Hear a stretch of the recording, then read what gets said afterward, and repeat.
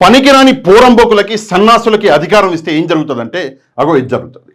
నిజంగా 16 ఏళ్ల బాలికని పిఠాపురం చెందినటువంటి ఒక టీడీపీ నాయకుడు తీసుకెళ్లి అఘాయిత్యం చేస్తే పిఠాపురం ఎమ్మెల్యే డిప్యూటీ సీఎం అయినటువంటి పవన్ కళ్యాణ్కి పెయింటింగ్లు బాగున్నాయంట. పెయింటింగ్ల దగ్గర కూర్చొని ఈ పెయింటింగ్ బాగుంది, ఈ పెయింటింగ్ బాగుంది అని చెప్పేసి సినిమాలలో చేసే యాక్టింగ్ మొత్తం స్టేజ్ మీద చేస్తున్నాడు పవన్ కళ్యాణ్.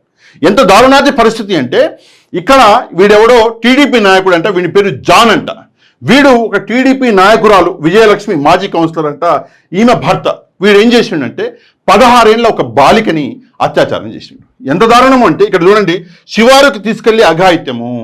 ఏదైతే సిటీ ఉందో పిఠాపురము, ఆ పిఠాపురం సిటీ శివార్లకు తీసుకెళ్లి అఘాయిత్యం చేసిండంట. ఎక్కడ చేసిండు అంటే డంపింగ్ యార్డు, అక్కడ శివార్లో డంపింగ్ యార్డు ఉంది, అక్కడ తీసుకెళ్లి అఘాయిత్యం చేసిండు. కేసు మాఫీకి పోలీసులపై టీడీపీ నేతల ఒత్తిడి. టీడీపీ నేతలు పోలీసులకి ఫోన్లు చేస్తున్నారు, కేసు మాఫీ చేసి ఈ జాన్ని పక్కకి తప్పించండి, మా ఇజ్జత్ పోతుంది అని చెప్పి భయపడుతున్నారు. నేను ఆ టీడీపీ నాయకులకు ఒకటే విషయం చెప్తాను, ఏంటంటే ఈ అమ్మాయి ప్లేస్లో మీ బిడ్డ, మీ చెల్లెలు, మీ అక్క ఉంటే ఇదే పని చేస్తారా? గలీజ్ నా కొడుకెళ్ళారా? దమ్ముంటే, ధైర్యం ఉంటే ముందు నిలబడి తప్పు చేసిన వాడు తమ్ముడైనా సరే గల్లబట్టి వాడిని జైల్లోకి తోయాలి. అది మొగతనం, అది నాయకుడు చేయవలసిన పని. ఇట్లా కేసును పక్కదారి పట్టించడము, తప్పుదోవ పట్టించడము, దోషుల్ని అక్కడి నుంచి పరారు చేయడము, ఇదంతా మీకు వెన్నెతో పెట్టిన విద్య. అందుకనే చెప్పేసి నాకు ఇట్లాంటి పోరంబోకులు అంటే చాలా కోపం వచ్చేది. నెక్స్ట్ మనం చూసుకుంటే నిందితుడి భార్య టీడీపీ పట్టణ అధ్యక్షురాలు, టీడీపీ పార్టీకి పిఠాపురం పట్టణ అధ్యక్షురాలంట ఈ మహాతల్లి. ఈయన భర్త ఈడు జాన్ గారు. నేను ఆ మహాతల్లికి ఓడే విషయం చెప్తా, అమ్మ మన దేశంలో ఆడవాళ్ళని అమ్మోడితోటి పోలుస్తాము, దేవతలు అని చెప్పేసి కొలుస్తాము. నువ్వు కూడా ఒక దేవతవే. నువ్వేం చేయాలంటే నీ చెప్పు తీసుకొని కొంచెం పెండ కలిపి నీ భర్త ఉన్నాడు కదా, వాడిని నెత్తిమించి ఒకటి పీకి తీసుకెళ్లి పోలీస్ స్టేషన్లో అప్పగించి వాడి మీద రేప్ కేసు పెట్టించు, పోక్సో యాక్ట్ తగులుతుంది, దెబ్బకి లోపలికి పంపించు, 20 ఏళ్ళు బయటికి రావద్దు దొంగనాకుడుకు. నిజంగా దారుణం తల్లి, నీకు కూడా బిడ్డలు ఉండరు కదా తల్లి, ఇదా పరిస్థితి. ఇప్పుడు మనం మాట్లాడవలసింది ముఖ్యంగా పవన్ కళ్యాణ్ గురించి. పిఠాపురం ప్రజలు ఒక కౌన్సిలర్గా పనికిరాని నేను తీసుకొచ్చి ఎమ్మెల్యేని చేసి ఈరోజు డిప్యూటీ సీఎం పదవిలో కూర్చోబెట్టారు. నిజంగా పవన్ కళ్యాణ్ నీకు దమ్ముంటే పిఠాపురం రా, వాడిని ఆ ఎదవ ఎవడైతే జాన్ ఉన్నాడో వాడిని గల్ల పట్టుకుని నడి రోడ్డు మీదకి పిఠాపురం సర్కిల్లోకి ఈడ్చి బట్టలిప్పి వాడిని అక్కడే కొట్టు. అప్పుడు నిజంగా నువ్వు నాయకుడు అని చెప్పేసి ప్రజలు నమ్ముతారు. ఎంత దారుణమయ్యా! చెప్పడానికి పెద్ద పెద్ద డైలాగులు. 31,000 మంది అమ్మాయిలు మాయమయ్యారా? అరే నీ నియోజకవర్గంలో ఏమవుతుందో ఫస్ట్ అది చూసుకో. అబద్ధాలు చెప్పి అధికారంలోకి వచ్చి మళ్ళీ డిప్యూటీ సీఎం అయినావు. ఈరోజు నీ నియోజకవర్గంలో ఒక అమ్మాయి స్టేట్ బ్యాంక్ ముందర నిలబడి ఉంటే ఆ అమ్మాయికి మాయమాటలు చెప్పి ఆటో ఎక్కించుకున్నాడు ఎదవ.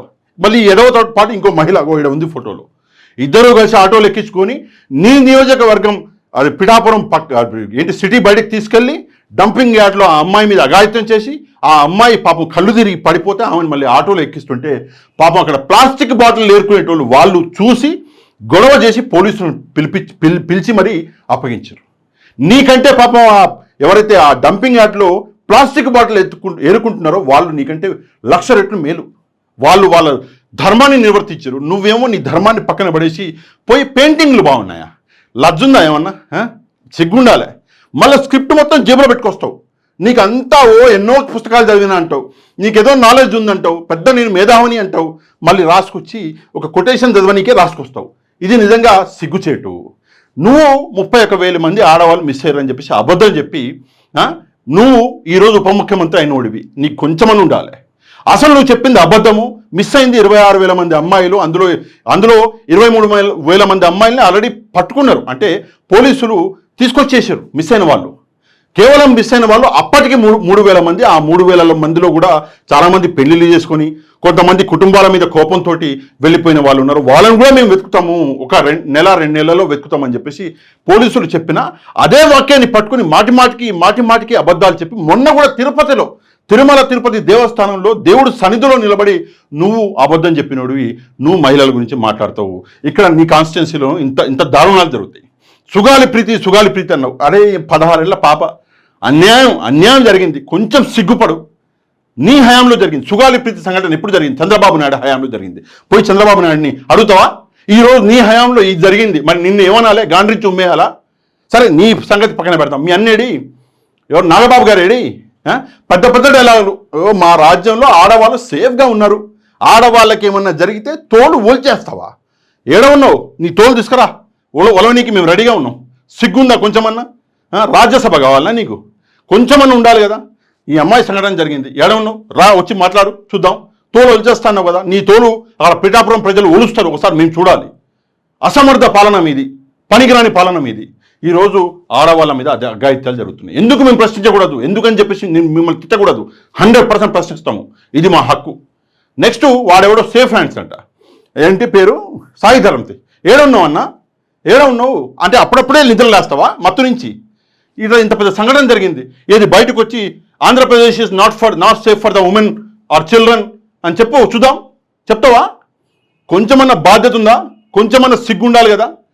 ప్రశ్నించేవాడివి, మొగోడివి, నువ్వు మంచోడివి, ప్రశ్నించు, తప్పులే. ఇప్పుడు ప్రశ్నించు. మళ్ళీ వాడెవడో ఏదో అమ్మాయిల ఆడవాళ్ళ గురించి ఏదో గలీజ్గా మాట్లాడినానో ప్రశ్నించడో, నీకు సపోర్ట్గా నేనే వీడియో చేసిన. ఆ వీడియో కూడా చాలా వైరల్ అయింది నాది. చాలా మంచి పని చేసిండు, మొగోడు వచ్చిండ్రా బాబు అని చెప్పేసి. మరి మొగతనం ఆడికి ఆగిపోయిందా? ఇప్పుడు ఈ సమస్య కాదా? ఎన్ని సమస్యలు రాలా? ఒక అమ్మాయిని, 7వ తరగతి చదువుతున్నటువంటి అమ్మాయిని అఘాయిత్యం చేసి తీసుకెళ్లి కృష్ణానదిలో పడేసి శవం ఇంతవరకు దొరకలేదు. దాని మీద ఒక మాట మాట్లాడవు నువ్వు.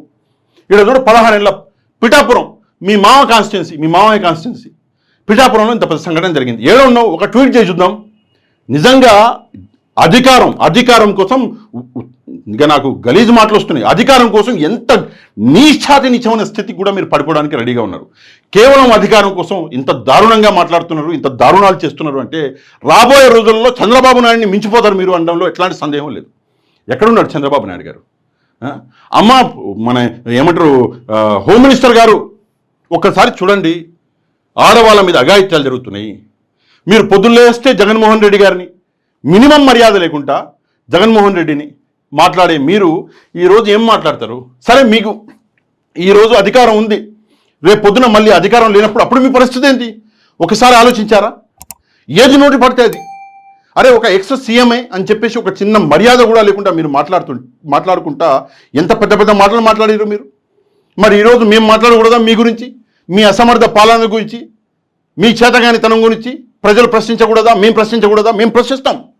మీరు మా మీద దొంగ కేసులు పెట్టుకున్నా ప్రశ్నిస్తాం, మీరు మమ్మల్ని భయపెట్టినా ప్రశ్నిస్తాం, మీరు మమ్మల్ని బెదిరించినా ప్రశ్నిస్తాం. ఎందుకంటే ఇది ఒక అసమర్థ పాలన.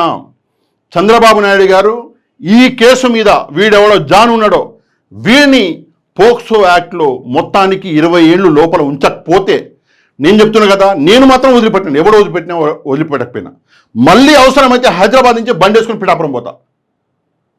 ఫస్ట్ తిక్కలోండి, నేను ముందే చెప్తున్నా మీకు. వీడిని వదిలిపెట్టే ప్రసక్తే ఉండకూడదు. వీడి ప్రతి మూమెంటు ఈ కేసు గురించి నేను అప్డేట్స్ తీసుకుంటూ ఉంటా. పవన్ కళ్యాణ్ సుగాలి ప్రీతి కేసు వదిలిపెట్టను అని చెప్పేసి అబద్ధం చెప్పి ఈరోజు అధికారంలోకి వచ్చి ఆ సుగాలి ప్రీతి కేసే మర్చిపోయాడు. అట్లాంటివాడిని కాదు నేను చెప్పినట్టే మాట మీద నిలబెట్టేవాడిని, మొగుడిని కాబట్టి మాట మీద ఉంటా. తప్పకుండా ఈ కేసులో న్యాయం జరగాలి. మీరేమనుకుంటున్నారో తప్పకుండా కింద కామెంట్ చేయండి. నెక్స్ట్ వీడియోలో మళ్ళీ కలుద్దాం. అంతవరకు థ్యాంక్ యూ వెరీ మచ్. జై హింద్.